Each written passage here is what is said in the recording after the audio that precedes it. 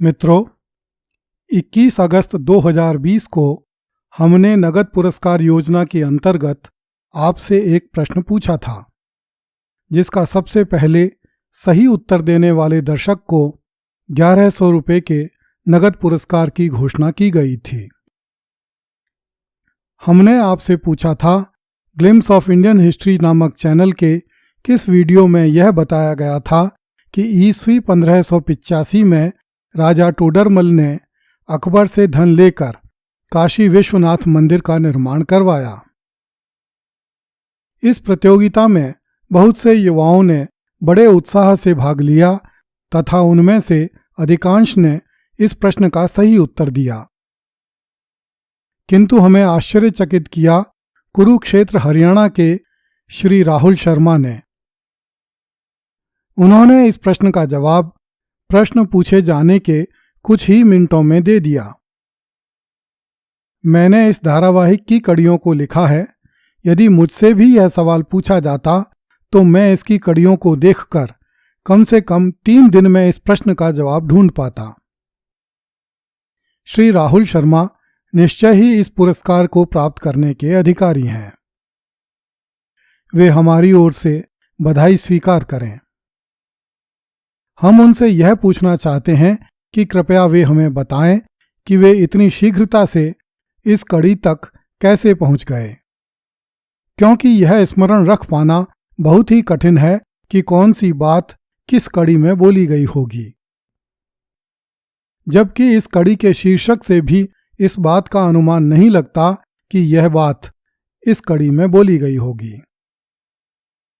वस्तुतः हमने लाल किले की दर्द भरी दास्तान की 48वीं एवं 49वीं 2 कड़ियों में इस ऐतिहासिक तथ्य का उल्लेख किया था कि अकबर के काल में राजा टोडरमल ने काशी विश्वनाथ मंदिर का निर्माण करवाया।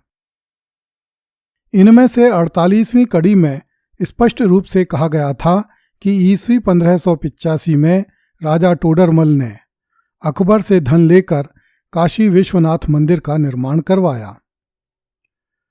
प्रतियोगिता के नियमों के अनुसार श्री राहुल शर्मा को 1100 रुपये चेक द्वारा रजिस्टर्ड डाक से भेजे जाएंगे।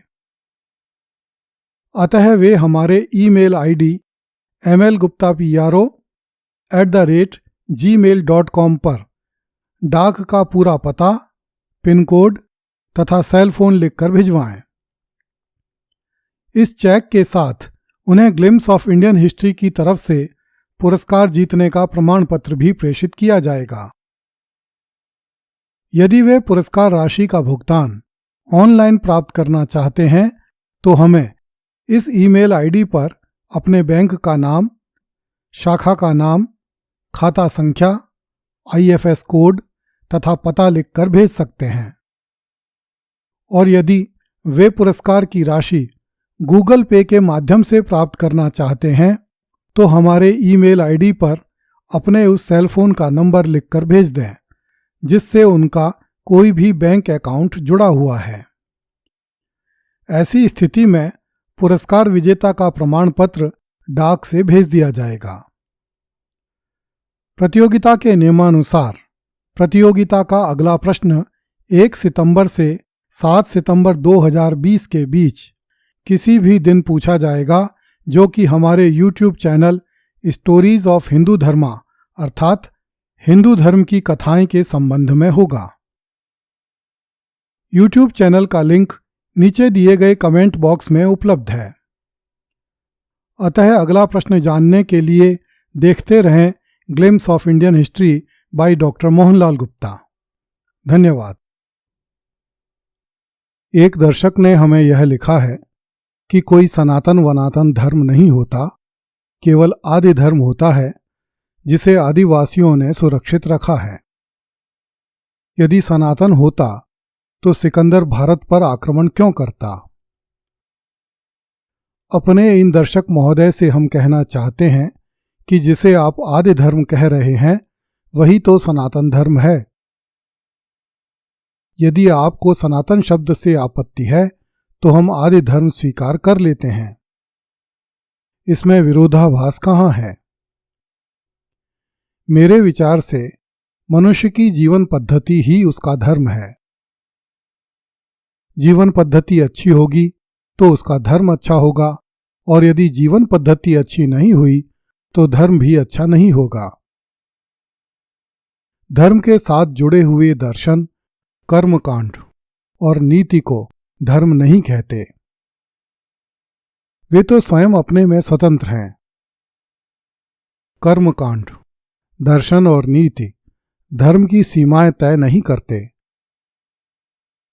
धर्म तो प्रकृति के साथ स्वयं उत्पन्न हुआ है, जबकि कर्मकांड, दर्शन और नीति मनुष्यों द्वारा लिखे गए हैं। सिकंदर भारत पर कब आक्रमण करता और कब नहीं, यह धर्म तय क्यों करेगा? हर आक्रांता अपने स्वयं के द्वारा बनाए गए कारण से किसी देश पर आक्रमण करता है। महमूद गजनवी को भी धर्म ने भारत पर आक्रमण करने के लिए दुष्प्रेरित नहीं किया था, अपितु मजहबी उन्माद ने किया था, जिहादी मानसिकता ने किया था। ऐसे दर्शकों से हमारा आग्रह है कि कृपया अपने दुराग्रहों को त्याग कर इतिहास का आनंद लें तथा उसमें से निकलने वाले संदेश को देश और समाज के हित में काम लें।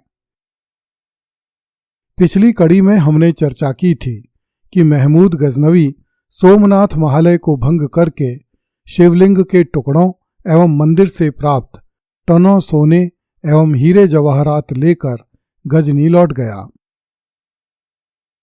अकेले सोमनाथ से उसे अब तक की समस्त लूटों से अधिक धन मिला था।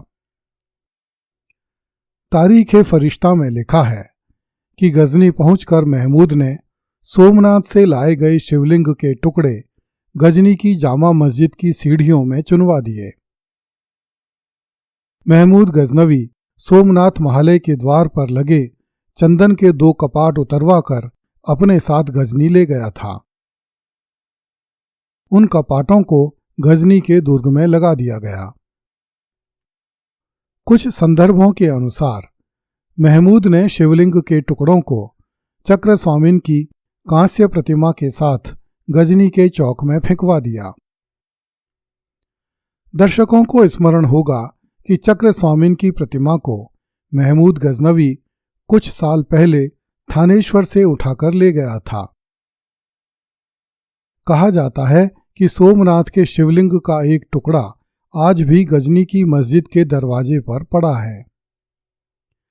कहा नहीं जा सकता कि इस बात में कितनी सच्चाई है।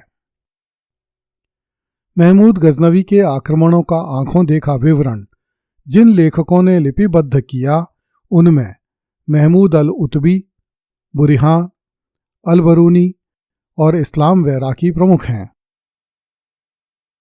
इनमें से अल बरूनी तथा इस्लाम वैराकी के विवरण पक्षपात रहित माने जाते हैं, जबकि उतबी के विवरण झूठ के पुलिंदे हैं। इन्हीं ग्रंथों को आधार बनाकर भारत में महमूद के अभियानों का इतिहास तैयार किया गया है। कुछ वामपंथी लेखकों ने महमूद गजनवी को निर्दोष सिद्ध करने के लिए तरह तरह के तर्क गढ़े हैं। उन सब की चर्चा करना संभव नहीं है, किंतु उन तर्कों के खोखलेपन को दर्शाने के लिए हम केवल 2 तर्कों की चर्चा कर रहे हैं। एक लेखक ने लिखा है कि इस्लाम के उदय से पहले अरब के मंदिरों में जिन देवियों की पूजा की जाती थी, उनके नाम लात, मनात, हुबल और उज्जा थे। चूंकि सोमनाथ शब्द के अंतिम 3 अक्षर मनात से मेल खाते थे, इसलिए महमूद ने सोमनाथ के मंदिर को मनात का मंदिर समझा और उसे तोड़कर नष्ट कर दिया।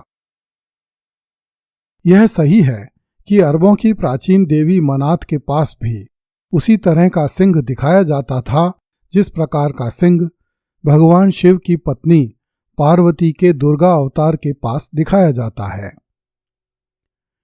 निश्चित रूप से महमूद को सोमनाथ के मंदिर में सिंह वाली देवी की प्रतिमाएं देखने को मिली होंगी। फिर भी यह कहना कि महमूद ने सोमनाथ को केवल इसलिए तोड़ दिया कि उसे सोमनाथ और मनात एक जैसे प्रतीत हुए, गलत प्रतीत होता है। एक अन्य लेखक ने लिखा है कि चूंकि सोमनाथ के मंदिर में देवदासियों पर अत्याचार होते थे, इसलिए महमूद गजनवी ने उन औरतों को अत्याचारों से मुक्त करवाने के लिए सोमनाथ के मंदिर पर आक्रमण किया। यह तथ्य भी पूरी तरह खोखला है। बिना किसी संदेह के यह कहा जा सकता है कि महमूद गजनवी ने सोमनाथ को भी उन्हीं कारणों से तोड़ा जिन कारणों से उसने मुल्तान का मार्तंड मंदिर, नगरकोट का बज्रेश्वरी मंदिर, मथुरा का श्री कृष्ण जन्मभूमि मंदिर तथा भारत के अन्य मंदिर तोड़े थे।